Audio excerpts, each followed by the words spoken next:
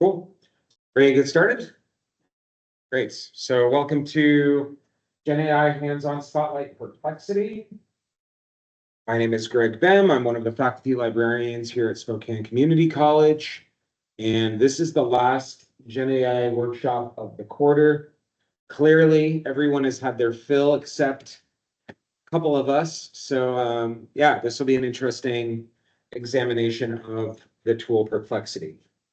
As always, the sessions are recorded and will be added to the SEC Library website. And we will look forward to sharing those recordings out to registrants after the session. And since this is the last session, I will also note that we are going to have a feedback form that I'm going to send to everyone who registered for all of the workshops this quarter. If you fill that out, that'll help me set up workshops for next time. By next time, I mean winter quarter. Great. So let's do this lovely question. What brings you here to the spotlight today? Perplexity is probably like Gemini and Claude and stuff. Yeah. Do you just want to see another tool? Yeah. All right. Cool. Well, appreciate you being here. Let us do our outline. So we'll talk a little bit about caution and curiosity. I know you've heard this spiel twice already, but for the recording, I'll go through it again. And then I'll talk a little bit about perplexity, what it is, some of the basics. And then, as with the other spotlights, we're going to review the interface and then do some guided demonstrations. And yeah, we'll see how long it goes. We might use all the time because there's only one of us other than me in the room.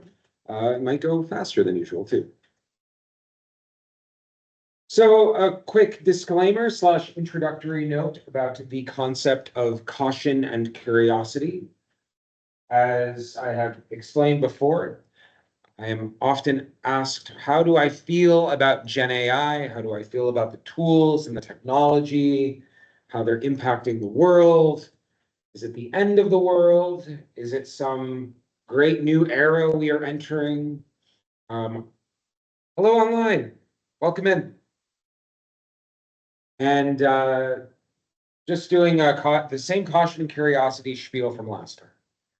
And when I hear these questions, I often reinforce that I am in the middle. I find that while I love new technology and emerging technology, and I explore it passionately for myself, as well as professionally as a librarian, I tend to also take a fairly balanced stance when it comes to the benefits and the risks or problems of that.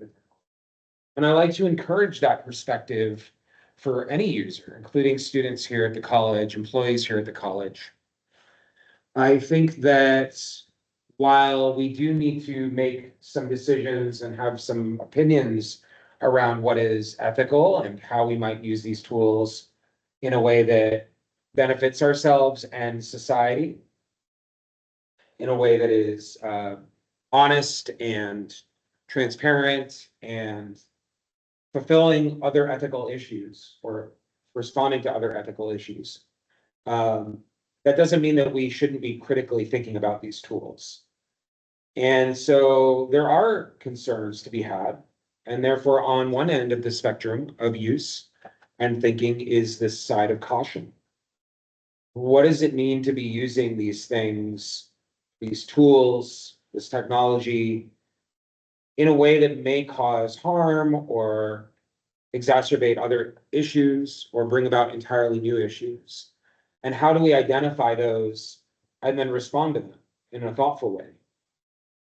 And then on the other end, just because these tools are fraught with issues, how do we stay connected to them so that we as learners, as students, and as educators, we are learning about them. We are not simply dismissing them and saying they are evil or problematic, period, and without any further exploration. We need to really deconstruct and explore the meaning behind use, as well as what they are in general, which is why I'm doing these spotlights, to look a little bit closer at them and see how they work. So consider those points, consider where you fall in that spectrum, and how you might embrace both sides of the spectrum in new ways as well, especially today as we go through this. So I'm going to invite you all to contribute today during the workshop. This is designed to be relatively hands-on, with me providing guided demonstrations. And so we'll get the opportunity to raise some questions around the Perplexity tool specifically today. So all about Perplexity. Has anyone used Perplexity before? A little, okay. Feel free to chime in online too, and I'm watching the chat. Okay, have not online. So Perplexity launched in August of 2022, which, gosh, feels like, to me, it feels like yesterday, because I distinctly remember when Perplexity came out, as someone that uses Perplexity more than other tools. Like I still use it more than other tools. It really resonated with me when it came out.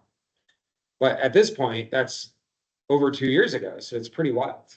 But that's when it came out. It is a GenAI tool that is often described as an answer engine or a search engine. And so other search engines you might consider Google or Bing or Yahoo, right? But what is an answer engine? That's an interesting question. So this idea that you can enter in a question like you would in Google, or you could enter in a prompt and get the answer, get the response that you're looking for quickly, by way of information from the web. That's my personal summary of how an answer engine works. You could consider a search engine an answer engine in a way, but the difference is Perplexity is a GenAI tool, so it's providing synthesis of the content that it's getting online. But it is very welcome online. Hello. It is very important to recognize that it is both accessing the web like a typical search engine or a traditional search engine does, and it's also using the GenAI technology that we've been looking at week over week here. And it's combining both of those functions. And we will see that. We will see that when we do the demonstration. Perplexity, the free version uses the company's original LLM, so large language model. But if you pay for premium access, you can get access to other LLMs. This slide also has a purple box that was supposed to have been deleted. In fact, it was deleted and it came back. So ignore that one. All right, the new purple box. As I mentioned, Perplexity can search the web. It can also search documents. So that's a relatively new feature. And it can also generate other typical LLM responses. So it's designed, and its interface, as we will see, is designed to look like a search engine and operate like a search engine. But it's using an LLM like these other GenAI tools. And so technically, it's bringing in some of that basic functionality. And we'll try that out, see how it works. One thing to note, and this is perhaps one of the most important issues with Perplexity that is unique to Perplexity, is that there is a controversy that still exists, and this is an ethical issue. Perplexity is going out onto the web and pulling information from the live web with every answer it gets. That's kind of its charm, or its best feature, is that it always brings in sources. And that's why people like me love it, because we can actually go to those websites and see the information that it's pulling from, rather than, as we saw with other tools, you don't necessarily know the source. Perplexity is pulling in those sources. The problem is its technology is able to get access to paid content in a way that is not necessarily legal. And I'm not going to go into the technicalities of that. If you want to Google it, it's all over the news. And some major news publications like Wired, that magazine, they're actually suing Perplexity because they are saying you're going into our paid content on our website that people would normally have to pay a subscription fee to access. And they're just grabbing information without having access to it, without paying for it. And they're doing this, the tool, Perplexity tools, doing this in a automated way. It's how the system platform was built. So again, you find that fascinating or interesting, which you should, because it is problematic. You can go online and Google that. There's a lot of articles about it. That being said, and you might be asking, well, why are we going to use it if it might be doing illegal things? Often there are gray areas around some of these issues. And until the law has made a decision, until the case is resolved, or the lawsuits are resolved, it's still up there operating in that gray area. And so I just like to say, okay, be cognizant that it's a gray area. Things may change. It may get updated. The tool Perplexity may get updated in a day or a month if the courts deem it so. But for now, we're going to accept that it's in this liminal in-between space. That makes sense, everybody? If you don't feel comfortable using any tool, that because of some of these ethical issues, that's a good decision to make as well. I don't want to say you have to use something if it's in a gray area. Oh my gosh, this one also says Gemini. I swear I updated all of these, but I think PowerPoint didn't autosave. So yeah, see, it's not even updating. Well, you know what it's supposed to say. So we're going to review the user interface of Perplexity, not Gemini, and then understand its basic functionality. And then we're going to test some functionality with examples, just like we did with the other tools. Let's dive in. It's very easy to get to Perplexity. And if you want, you can load it on your phone. It's mobile friendly. You can also download the app. The website is perplexity.ai. And the interface may look very similar to other GenAI tools you've seen. And in fact, those of you that have been in the previous spotlights, you might note that it looks very similar to both Gemini and Claude. This sidebar here, this provides access to your search history. We'll take a look at these in a second. There's a few unique things here. You can log in and sign up. And then it says ask anything. And then the prompt is search the internet. So remember how I described it as being similar to a search engine or an answer engine. It's recommending that functionality as the way that this tool works.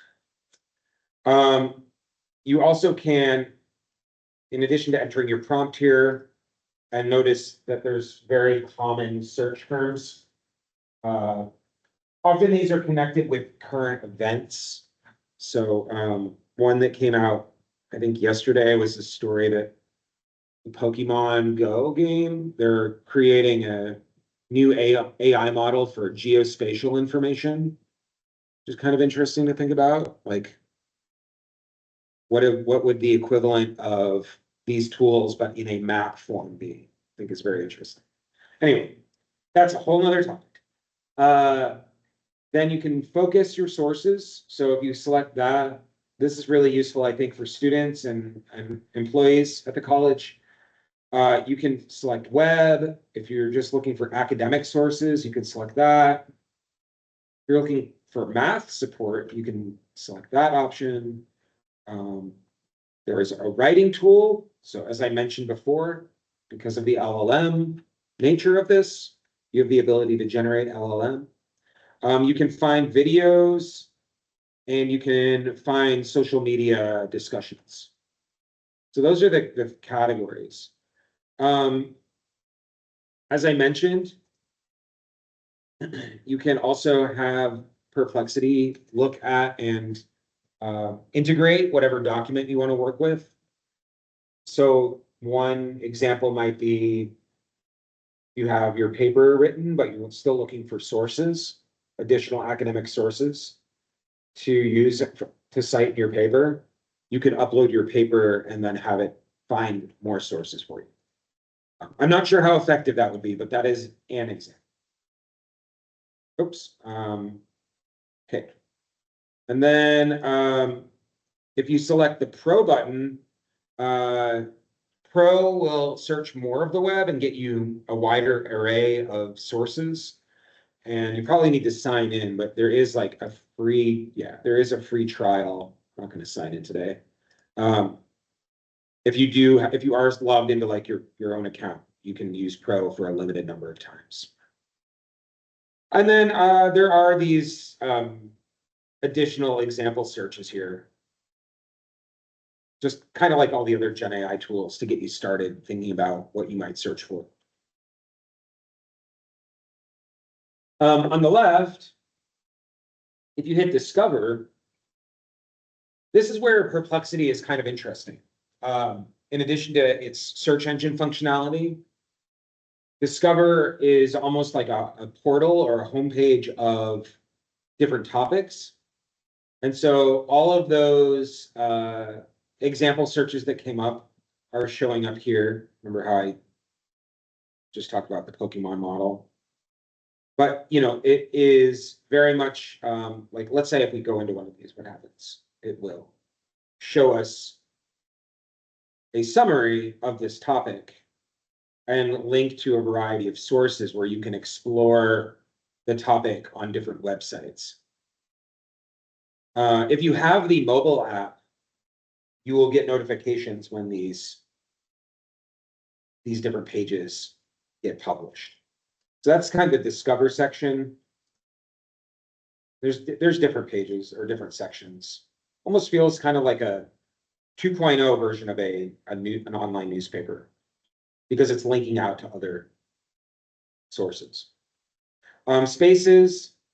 So this is something that we are not going to explore today, but every chat in Perplexity is called a thread rather than a chat or a conversation. And if you want, you can actually create almost like your own little homepage for a group of threads. And then your library is your saved threads.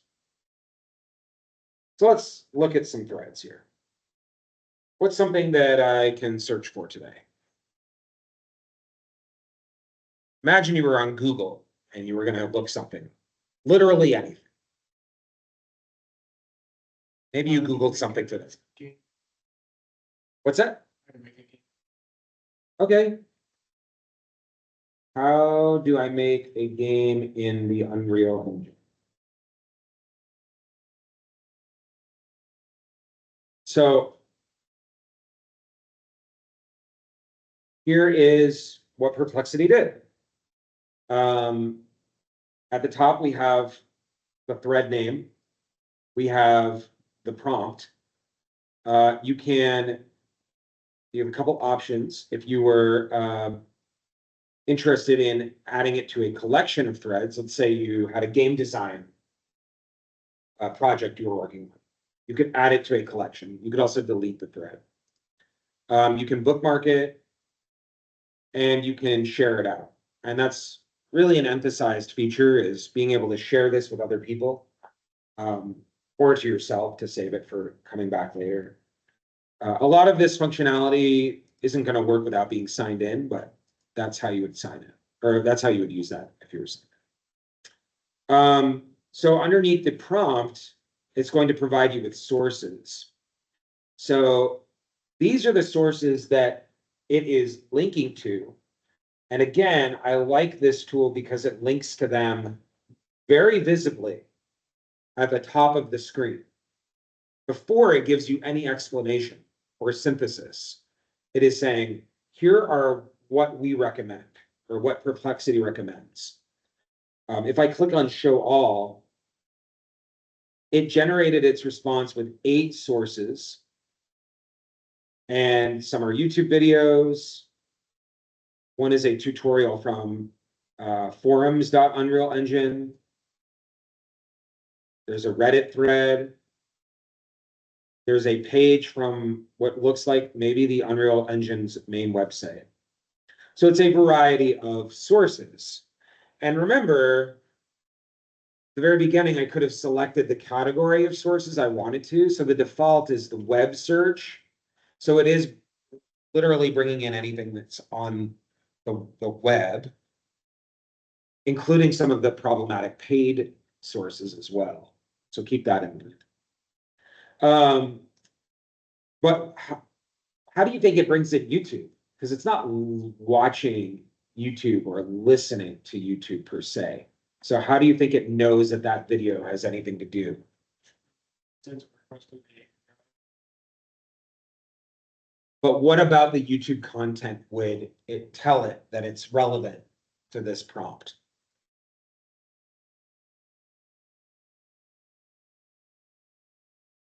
What kind of text is part of YouTube? Not the video itself or the audio. Where is their text in YouTube? Titles are one, yep. Description. If you've ever uploaded a video to YouTube, you can tag YouTube with videos with tags. And then online, closed captions. Yeah, so the script. If there's any script that is uploaded, that is the closed captions, those can feed in and inform Perplexity or any other tool about what the video is about. Of course, the algorithm that is providing these sources and selecting these over literally any others on the web, who knows? That's all proprietary. We don't really know how it all works. But let's keep going down and seeing what else it's giving us. So it's giving us these links to more videos, or maybe they are all part of the same sources. You can also search for images, or if you have pro account, wouldn't be relevant for this prompt necessarily, but you have an image generating tool. But really the thing that I think we need to look at closely is Perplexity's answer. Remember how it's an answer engine. So it's providing an answer to this question. And it's pulling from the sources it provided. And in this case, it's saying, follow these steps. So since the steps aren't that long, I'll just briefly read through them. Download and install it. And then it's citing this video. Create a new project by selecting a template. And it's citing this video. Familiarize yourself with the Unreal Engine interface and basic navigation, and so on. And it's citing the sources where it is pulling all of this. Now, I would honestly be interested in hearing if all of this actually makes sense if you were to go through this. This is a quick response to something that people learn how to do over the course of months, if not years. So this is a very simplified answer. But it also, similar to other GenAI tools, it goes a little bit beyond just the basic instructions, and it talks about key concepts. And then, of course, you can share, rewrite, up, down, copy, edit the query, do all kinds of manipulation here. And then at the very bottom, it has some additional prompts. And so if you were to ask it another prompt, you could do so at the very bottom, or you could select one of the pre-made ones. So let's just try a related one that it provided. What are some common mistakes to avoid? Now, do you remember what these are called? They're not conversations, but they're, anybody remember the name? Yes, threads. So similar to a thread in an, oh, thanks online. I'm clearly prioritizing the in-person. I apologize. So online got it too. It is threads. So similar to being in like a discussion board, maybe you've heard this before, but long conversations are called threads. So we're continuing down our thread here, and we are seeing, just another piece of the puzzle, another prompt and another answer.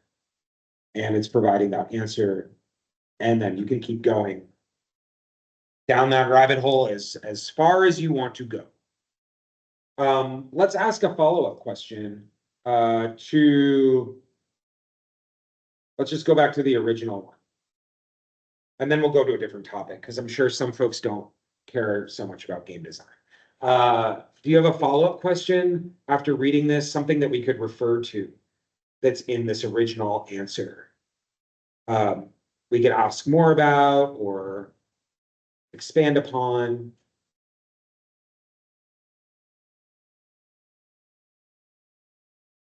Okay.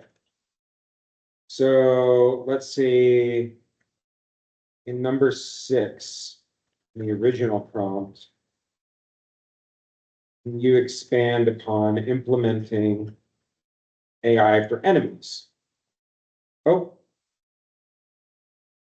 I guess I do have to log in. Let me log in with my.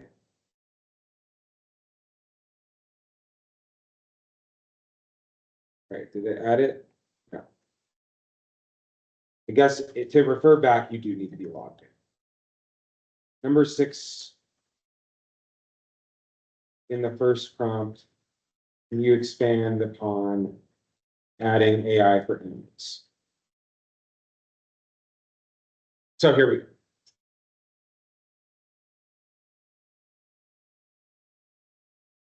And it has a certainly, and then here's some more detailed breakdown. And it's providing all of that information about what you need to do to work on enemy AI. What is missing from this though? Videos, the sources, right? So with this answer, it didn't provide any sources. So my assumption as a user, and I don't know this for sure, is that it's pulling this from those previous sources. So I can ask, did you use the original sources to provide this information? No.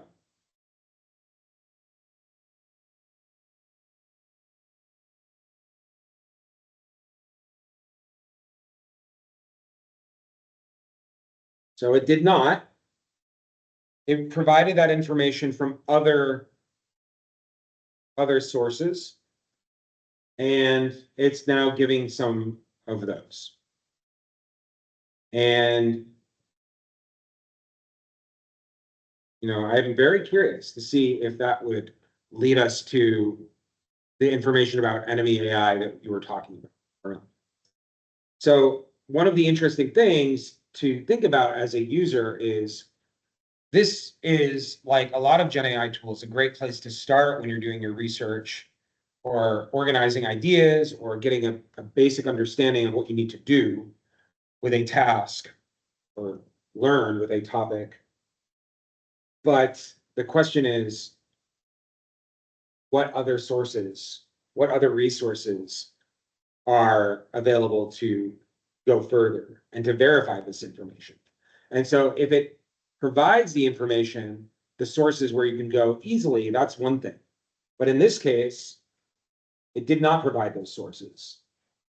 And so we had to ask it for sources or ask it about its information, and then it provided more. And whether or not these directly connect, we would have to verify. Let's start a new thread.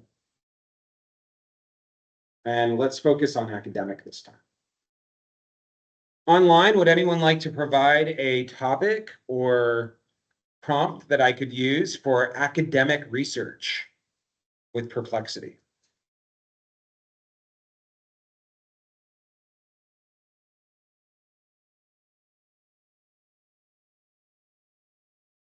And if not, I have one that just came to mind.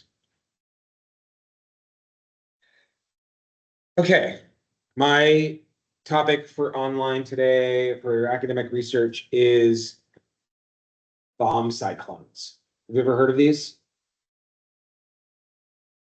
Yeah, they're happening right now in Western Washington, right off the coast. And you can consider them very, very strong windstorms. But, my friends and I were chatting recently, and we're like, when we were growing up, we didn't hear the term bomb cyclone. People talked about windstorms and that sort of stuff. And so, what's the deal with these? Where did they come from? So, what I'm interested in is the history of the concept of bomb cyclone.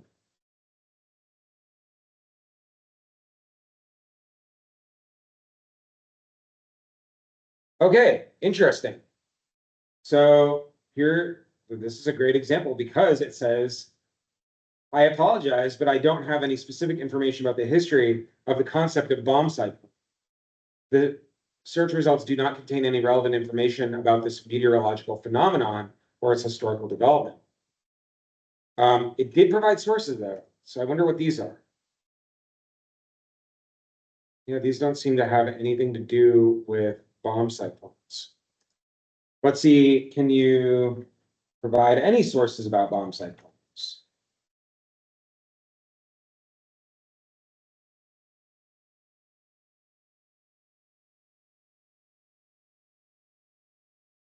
All right, so provides information about bomb cyclones from one relevant source. Bomb cyclones are explosively intensifying extratropical cyclones that can cause severe damage to life and property. So it's only using one source in this case, and it's the first source, which is this Semantic Scholar article from a journal called Environmental Research Letters.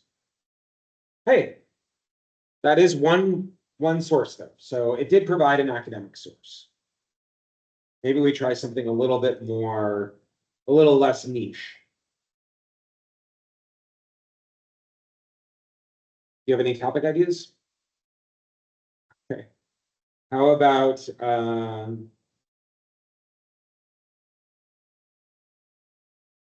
let's see.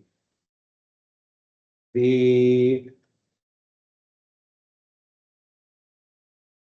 history of rail shipping in the United States. We live in Spokane. There's a lot of trains that go through here.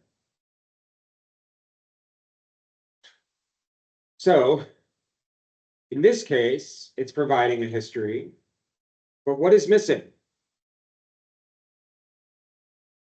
The sources.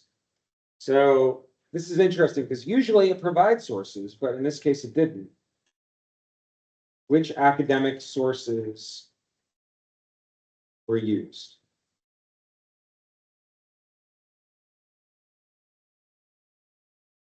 Here we go.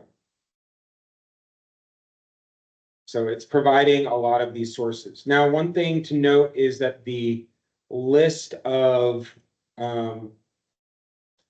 sources for academic, and again, this is the free version, right? So it is coming from Semantic Scholar, which you actually have access to already, like it's publicly available. And the National Institute of Health, which is also publicly available. So keep that in mind. Let's try Pro. Let's see. I have 3 searches left today. We provide more sources.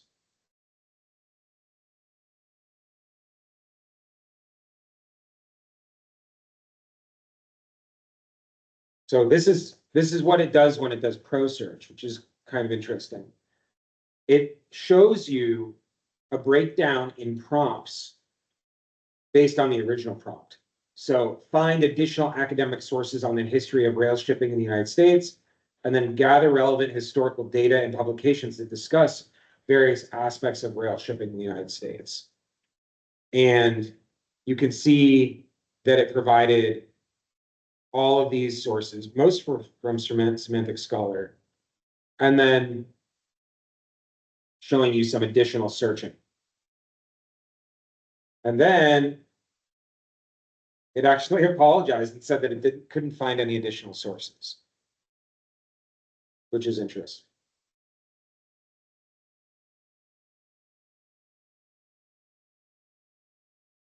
What would you like me to search for next? Anything else? We have about 10 minutes if we want to use it.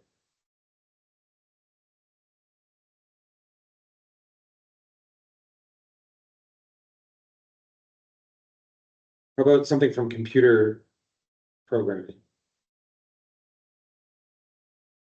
Maybe we can see if it does anything with code.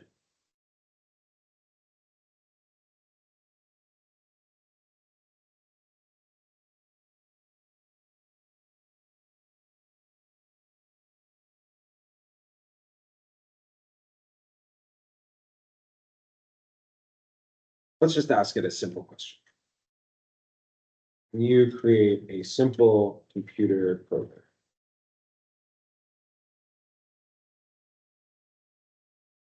Oh, I kept it on academic. Stop. My bad. Let's try that again.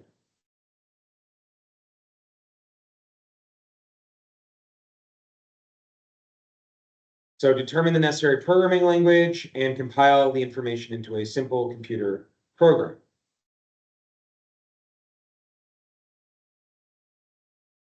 And it is working. In this case, it used 4 sources from a variety of places, including Wikipedia and these 3 web pages about programming. And here is a simple computer program that calculates the average of a list of numbers. And it did provide code inline. And then it explains what all of this is doing, and then it's providing the average and an explanation. How does that look to you?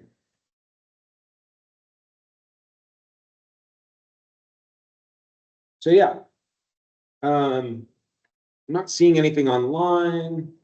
I'm not seeing any riveting follow-up questions in the room.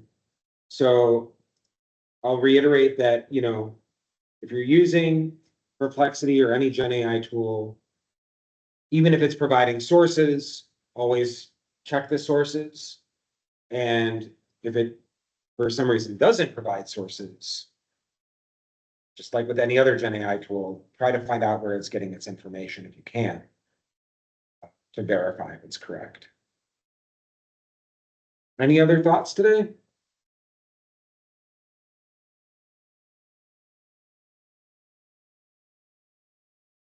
All right. Well, we will end early today. If you have any questions, let me know. Again, be on the lookout for the recording as well as a survey for next quarter to see what we can do there. Thank you, everyone. Thanks online. Thanks in person. See you later.